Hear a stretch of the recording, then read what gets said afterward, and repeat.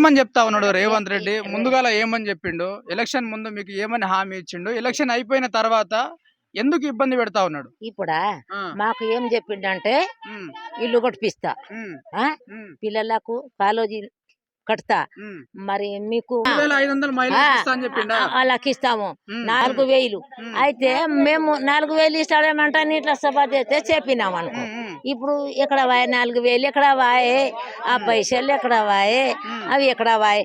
మాకు ఇట్లా ఈ పరిస్థితి పెట్టిండు, ఉమ్, ఏమంటే పెట్టిండు మరి ఉమ్. ఏమన్నా దోసుకో తిన్నామా. నీకు ఎన్ని ఎకరాలు ఉంది భూమి? ఎన్ని ఎకరాలు ఉంది నీకు? నాకు ఎన్ని ఎకరాలు ఉండని, ఆ, ఇంతే ఉండని, నాకు ఆ, ఇంతే ఉండని, ఆ. ఇంతే కానీ ఉండని. మీ భూములు అయితే ఇవ్వరు, రేవంత్ రెడ్డికి ఇవ్వరు. ఇయ్యను, ఇంతే ఉంటాయి ఇయ్యను, ఇంతే ఉంటాయి ఇయ్యను, ఉమ్, ఉమ్, ఇయ్యను. ఉమ్, ఆ, నేను రేపే తెస్తా, ఉమ్, రేపు తెస్తా. నా కొడుకులు కన్నా రాజ్యంలో ఉండారు, నేను ఒక్కదాన్ని ఉండ ఇక్కడ. ఏం తిందు నేను? ఉమ్, ఉమ్. నారి నా ఎవరి ఉండరు. బ్రదర్, ఎట్లా అనిపిస్తా ఉన్నది మొత్తానికి? రేవంత్ రెడ్డి బెదిరిస్తున్నాడా లేదంటే ఏ విధంగా చూస్తారు? బెదిరిస్తున్నాడు. ఇంకేం అతని రాజకీయమా అతని ఇది, అతను చెప్పినవి చేయలే ఫస్ట్. కానీ ఇప్పుడు మా సపోజ్ ఈ తండలా ఉన్నారు కదా ముగ్గురు, రీసెంట్ గా ఇప్పుడే మ్యారేజ్ అయింది, వాళ్ళకు తులం బంగారము 1,00,000 ఇస్తా కదా, అది ఇమ్మను ఫస్ట్. తర్వాత మా భూమి జోలికి రాను. ఉన్నది ఎకరనే, ఇప్పుడు మాకున్నది 2 ఎకరాలు, అందులో మా తాత పేరు ఉన్నది. మేము ముగ్గురు అన్నదమ్ములం. మేము ముగ్గురికి 2 ఎకరాల ముగ్గురికి ఎంత వస్తుంది? 30 గుంటలు వస్తుంది. ఆ 30 గుంటలు అతనికి పోతే మేము ఎట్లా? మా ఫ్యూచర్, మా భవిష్యత్ ఎట్లా? మాకు అసలు జాబ్ ఆ కంపెనీలో జాబులే వద్దు, ఏమొద్దు. మేము ఇప్పటికీ మేము అందరం ఇప్పుడు ఎంతమంది ఉన్నామో అందరం, మాకు జాబులే ఏం లేవు. ఇప్పుడు మా తాతలు మా నాన్నలు సంపాదించిన భూమిలోనే మేము వ్యవసాయం చేసుకుని బతుకుతాం.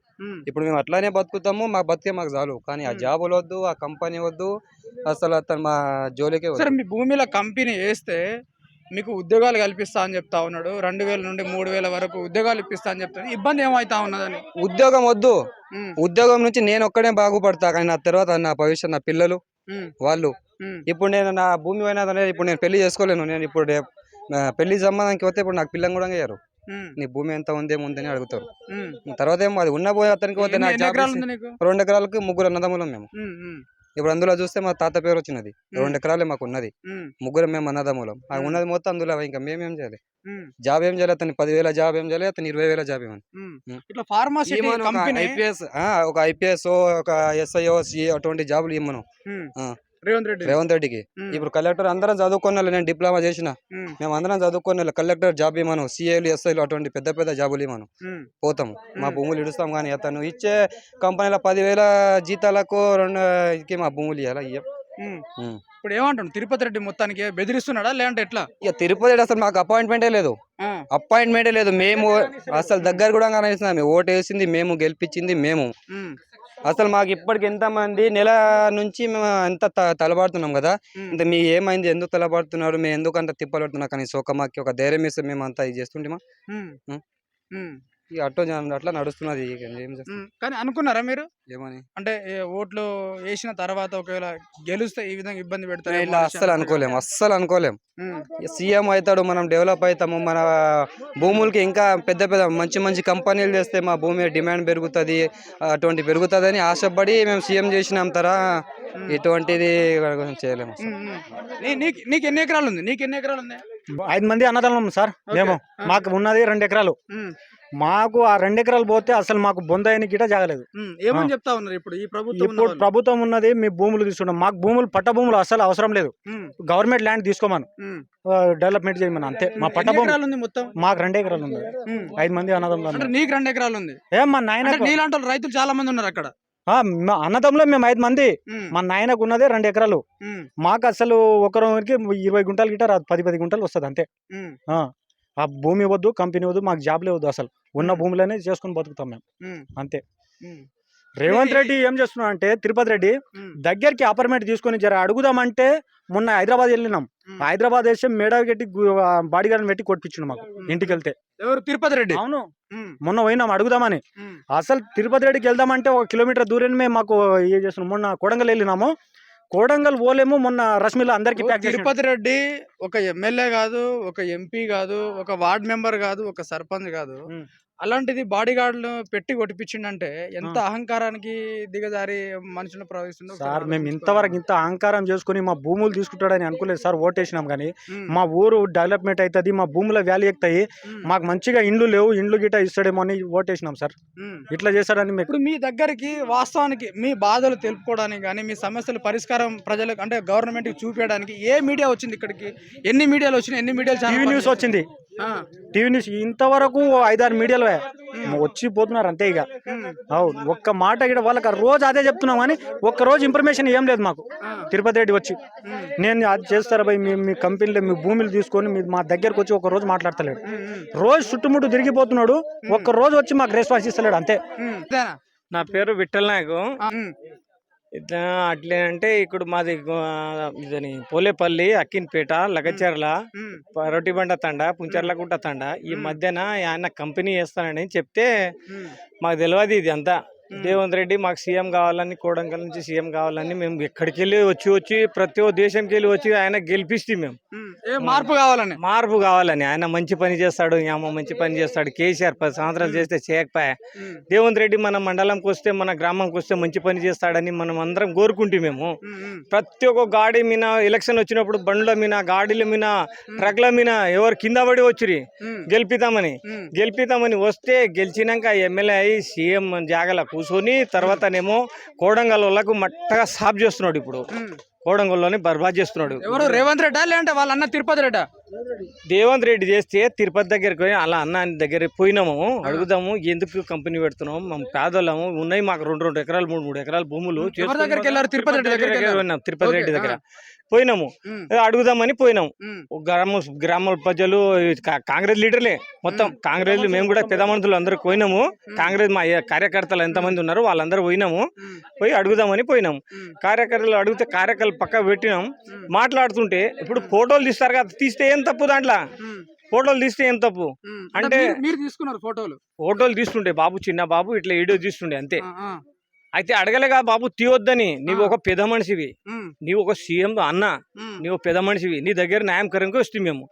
అయితే నీవు ఇంటికాడ వచ్చినాక నువ్వు లోపడేసి కొట్టండి, బాడీ గల్లతోటి కొట్టిపిస్తావా? ఆ రోజు నీవు మీ అన్న సీఎం అయ్యని నీవు వాళ్ళ సపోర్ట్, నీతో ఎమ్మెల్యే కావు, నువ్వు ఎమ్మెల్యే కావు, ఒక సీఎం కాదు, ఓ ఎంపీ కావు. మరి అచానక్ వచ్చి నీ దగ్గర మాట్లాడదామంటే నువ్వు అట్లా కొట్టిపిస్తావా? ఇక్కడ వచ్చి దౌర్జన్యం చేస్తున్నావా? ఇప్పుడు నాకు భూములు కావాలి, అవి కావాలి, ఇవి కావాలని పేపర్లో ఇడుస్తున్నారు, టీవీలో ఇడుస్తున్నాడు, ప్రతి ఒక్క మొబైల్ వాట్సాప్ లో ఇడుస్తున్నారు, మొత్తం ఇడుస్తున్నాడు. ఇప్పుడు ఇక్కడ రాడు కదా, వస్తాడు కదా. ఈ రోజు 5 సంవత్సరాలు సంసారం చేసుకో నువ్వు మంచిగా. తిరుపతి రెడ్డి సార్ మంచిగా 5 సంవత్సరాలు సంసారం చేసుకో. మీ అన్న ఉన్నాడు అధికారం మీద. ఇప్పుడు పేదోళ్ళకు కొట్టకు, ఎవరు పుట్ట మీద కొట్టకు. అందరు పేదోళ్ళు నీవు సంపాదించిన భూములు కావు, ముత్తతల పోయిన భూములు ఉన్నాయి. 3 ఎకరాలు 2 ఎకరాలు, దాని మీద జీవితం చేసుకొని బతుకుతున్నాం. పూనా పోతాలే, బొంబాయి పోతాలే, ఎక్కడ పోతాలేవు. మీకు మీ అన్నకు సరే ఓ సీఎం చేద్దామని దేశం అంతా రగడి వచ్చి చేసిన తప్పుకు ఇప్పుడు మా భూములని గుంజుకుంటున్నావు, పేదల పుట్ట మీద కొడుతున్నావు. ఆ పని చేయకు నువ్వు. మా భూమి జోలికి రాకు నువ్వు, మా భూమి జోలికి రాకు, మా దగ్గర రాకు. నువ్వు సీఎం ఉంటే నీ ఇంటికాడ ఉండి అక్కడ చేయవు. మాకు ఏం ఉద్యోగాలు ఇవ్వకు, ఏమి ఇవ్వకు, మాకు ఏం న్యాయం చేయకు నువ్వు. మేము బతుకుతాం, మేము మా వ్యవసాయ భూములు ఉండే వ్యవసాయం చేసుకునే బతుకుతాం. వెనకటి నుంచి ముత్తాతల నుంచి బతుకుతున్నాం. మా గ్రామం విట్టాలరా కాంగ్రెస్ పార్టీ ఆయన, ఈ గ్రామం ఆయన ఇంత న్యాయం చేసే మాకు. కానీ ఆ గురునాథ్ రెడ్డి కోడంగల్ గురునాథ్ రెడ్డి 30 సంవత్సరాల 30, 40, 50 సంవత్సరాలు సంసారం చేస్తే కూడా ఇక్కడ పేదోళ్ళని చూసిపోతాడు. కానీ ఇంతగానో న్యాయం చేసే కానీ నీలాక చేయకపోయా. ఎవరి దగ్గరికి? గురునాథ్ రెడ్డికి పోయినాం. ఆ రోజు అన్నాం, గురునాథ్ రెడ్డి దగ్గర పోయినాం, పేదోళ్ళకి తిప్పలు పెట్టకు, నీకు భూములు కావాలంటే వేరే జాగాలు ఉన్నాయి, తీసుకో, అది వేసుకో, కానీ పేదోళ్ళ పుట్ట మీద కొట్టకు అని చెప్పొచ్చాడు. అయితే కూడా ఇంటలేడంట. మళ్ళీ నిన్న టీవీలో పేపర్లో ఇడిస్తే మేము ఈ దౌర్జన్యం చేసి ఇప్పుడు మేము ధర్నాకు దిగినాం. నిన్న ముందు ఒకసారి అట్లే మోర్చా చేస్తే ఇంటికాడ వస్తే పిల్లని కొట్టిపించే అన్నట్లు ఆ రోజు అన్నాం. మేము చెప్పి వచ్చినాం, తిరుపతి రెడ్డి సార్ మా కోడంగల్ డెవలప్ చేయకు, నువ్వు మాకు అవసరమే లేవు, నువ్వు చెప్పినాం. ఆ రోజు చెప్పినాం, మా కోడంగల్ డిస్టిక్ మీకు డెవలప్ అంటే మా భూములు మా పొట్ట కొట్టి, మా పేగుల మీద కొట్టి, మమ్మల్ని చంపి నువ్వు డెవలప్ చేస్తావా మా కోడంగల్కు? ఇప్పుడు సీఎం అయినందుకు ఎందుకు కొడతావు? మా పొట్ట మీద ఎందుకు కొడతావు? నువ్వు సీఎం ఎందుకు? మాకు డెవలప్ అవ్వద్దు అంటే మీకు డెవలప్ ఎప్పుడు వద్దు, మేము చేయను, మీకు అవసరమే లేదంటే 6 నెలలు కప్పుకున్నాడు. 6 నెలలు 7 నెలలు అయినాము. ఇప్పుడు బతకనికి పోయినాము అక్కడిక్కడ ఎండాకాలంలో. మళ్ళీ ఇప్పుడు నిన్ననేమో మళ్ళీ టీవీలో పేపర్లో ఇచ్చిండు ఆయన, మళ్ళీ టీవీలో పేపర్లో ఇచ్చిండు. ఏం దౌర్జన్యం? డోల్ కెమెరా పెట్టి సర్వే చేస్తావా? డ్రోన్ కెమెరాలా? డ్రోల్ కెమెరా వచ్చి సర్వే చేస్తా. నీ గుద్దల దమ్ముంటే ముందుగా రా ఈడ వీడికి వచ్చి సమాధానం చెప్పు. అంటే అధికారులను పంపిస్తున్నాడు కానీ అతను రావట్లేదు. నిన్న అకిన్పేటకు వచ్చిండు. అకిన్పేటకు వస్తే అడుగుదాం అంటే బండి తీసుకొని పత్తలగడ దిగపోయిండు. బుర్రుమని వెళ్ళిపోయిండు అంతే. తిరుపతి రెడ్డి వాళ్ళ కార్యకర్త, మన మెయిన్ కాంగ్రెస్ కార్యకర్తని అడుగుదామని పోయినాం. పోతే బండి తీసుకొని నిలగొట్టుకొని వెళ్ళిపోయిండు అంతే. ఇప్పుడు సూటిగా ఏం చెప్పదలుచుకుంటున్నావు తిరుపతి? ఏమి తప్పదలా మా భూమి దగ్గర రాకు నువ్వు. మాకు ఉద్యోగం లేకుంటే సరే, మాకు న్యాయం చేయకుంటే సరే, మాకు ప్రతి ఒక్క న్యాయం చేయకుంటే చాలు. మేము వ్యవసాయం చేసుకొని బతికెట్టోళ్ళం, ఎస్టీలం వ్యవసాయం చేసుకొని బతికెట్టోళ్ళం మేము. మా భూమి దగ్గర ఉన్నాయి 2 ఎకరాలు 3 ఎకరాలు భూములు ఉన్నాయి. అవన్నీ కంపెనీకి ఇచ్చి మేము ఎక్కడ పోదాం? ఏ దేశం పోదాం మేము? నీ లేక బాట పట్టుకుందామా మేము? దేశం అడుకొని తిందాం. అక్కడ పోయి వాళ్ళ కాళ్ళు మొక్కు ఇలా కాళ్ళు మొక్కు. ముత్తాతల నుంచి 200 సంవత్సరాల నుంచి మా పీడి వైరి ఇక్కడ 200 సంవత్సరం పీడి వాయం అది. ముత్తాతల వైరి. అప్పుడు దగ్గర మాకు ఏం సంబంధం లేదు. ఇన్ని ప్రభుత్వాలు వచ్చినా కూడా ఏ దౌర్జన్యం లేదు. నీవు ఇప్పుడు నీకు గెలిపిస్తామంటే నీవు అట్లా దౌర్జన్యం చేస్తావా? ప్రతి ఒక్క ఊరికెళ్ళి వచ్చి కోడంగల్లో ఇల్లు కట్టుకొని ఇంకోటి దౌర్జన్యం చేస్తారా? మా గురునాథ్ రెడ్డి చేయకపోయి 2 ఏళ్ల నుంచి ఉన్నాడు. మా ఊరు సర్పంచి కాంగ్రెస్ విఠలరావు, ఆయన కూడా మాకు న్యాయం చేసిపోయా. కానీ ఇంకోటి పని చేయకపోయా, కంపెనీ చేయకపోయా, అది ఇది చేయకపోయా. కానీ మాకు మంచి కావాలంటే ఆయన రోడ్లు వేసిపోయా, స్కూల్ కట్టిపోయా, రోడ్లు వేసిపోయా, మంచి రోడ్లు వేసిపోయా, అంతా న్యాయం చేసిపోయా. కానీ ఇంకోటి పని చేయకపోయా. లాస్ట్ ఏం చెప్పదలుచుకుంటున్నా? నేను నిన్న కేసీఆర్ ప్రభుత్వం వచ్చినా కూడా ఊళ్ళో పోండి కరెంట్ లేకుండే. ఉన్న మాట చెప్తున్నా, కరెంట్ లేకుండే, నీళ్లు లేకుండే. కేసీఆర్ ప్రభుత్వం వచ్చినాకనే ట్యాకి కట్టిపించిండు. ప్రత్యేక దేశంకి వెళ్ళి కరెంటు బల్బులు పెట్టిపించిండు, స్తంభాలు పెట్టిపించిండు, తండా పొంటి నీళ్ళ వాటర్ మాత్రం తెచ్చిచ్చిండు. గ్రామ పంచాయతీ కట్టించిండు. ట్రాక్టర్ ఇచ్చిండు. బీఆర్ ప్రభుత్వంలో ట్రాక్టర్ ఇచ్చిండు. అట్లా నీవు ఒక పని చేయి. నీకు సీఎం అని గెలిపించినాం కదా, ఒక పని చేయి, ఓ మంచి పని చేయి. నీకు ఒక ప్రే పెట్టుకుంటాం. అర్ని అమ్మ కోడంగల్ని మా సీఎం అని గెలిచాయని, మా మండలంకి ఇంతకాలం చేశాయని. నువ్వు లేని జాగాలో పోయి ప్రతి ఒక్క దేశంలో బయట దేశంకి వెళ్ళి అమెరికాలో ఏదో దేశం తెచ్చి ఇక్కడ పబ్లిక్ చంపుదామని అట్లేనా?